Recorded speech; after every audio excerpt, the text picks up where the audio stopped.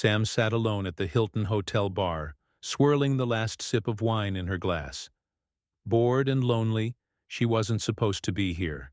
Not at this trade show, not away from her family. But when her sales director broke her leg, Sam had no choice but to fill in. Now she was stuck until Thursday. Her husband, Mark, and their two boys, Owen and Peter, were holding down the fort at home.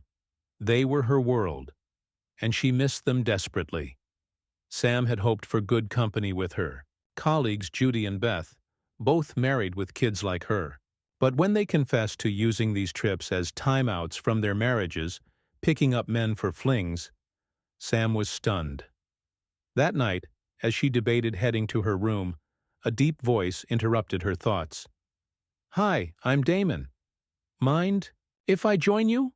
She looked up and saw a man who was everything her husband wasn't.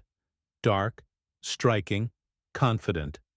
And when he smiled, her pulse quickened. One drink turned into four. A slow dance turned into a tight embrace. When he invited her upstairs, she almost said yes. But as the elevator doors closed, she caught her reflection, and reality hit hard. Hand in hand with a man who wasn't her husband, she saw everything she stood to lose. On the 5th floor, she pulled away. "Damon, I had a wonderful night, but I love my husband. And this ends here." The next morning, Judy and Beth teased her mercilessly. Why say no? No one would ever know. But Sam knew. She would know. And one reckless night wasn't worth her marriage, her family, or her self-respect. That night, she FaceTimed home, watching her boys play while Mark smiled at the screen. It felt like looking through a window at a life she almost shattered.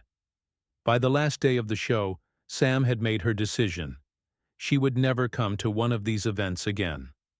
If it meant keeping her family, she would walk away without a second thought. Some lines should never be crossed, and Sam was proud she hadn't. Sam passed the test. Not perfectly, but she resisted temptation. Her wedding vows stayed intact, and she could face her husband with a clear conscience. As the three women entered the baggage area, they saw their husbands talking with two other men.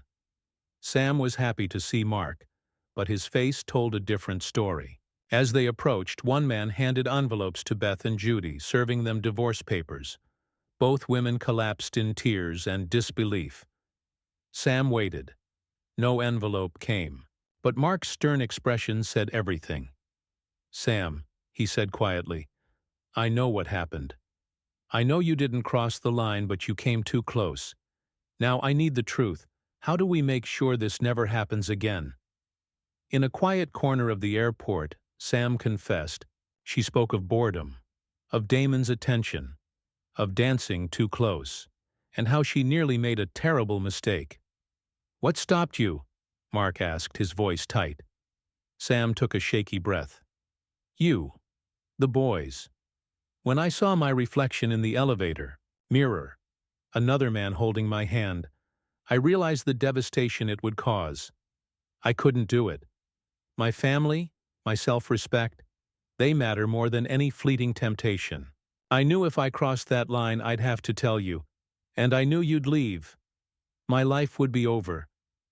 Mark nodded slowly. "Good, let's go home. The boys will be happy to see you." But the ride home was silent. Sam felt the distance between them, knowing she'd damaged something precious. Once home, the chaos of family masked the tension, until the boys were asleep and they were alone again. "I know I messed up," Sam whispered. "But I want to fix this. How do we repair us?" Mark sighed. "I won't ask why it happened. I think I already know. But I also know you stopped yourself. That means our marriage can survive." "But Sam, there can't be a next time." "There won't be," she vowed. "I won't travel without you. My job isn't worth my family. I'll never put myself in a situation where temptation can follow me. I won't let this happen again." For the first time that night, Mark smiled, a small but hopeful sign. "You've thought this through," he said. "I have.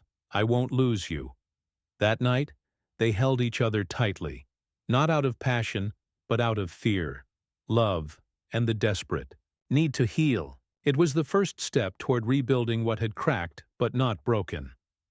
The next day at work, Sam faced her boss. When asked about the legal trouble with Beth and Judy's husbands, she didn't hold back.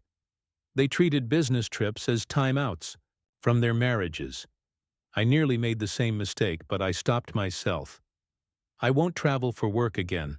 It's not worth the risk. Her boss nodded. Changes are coming. We won't let this happen again.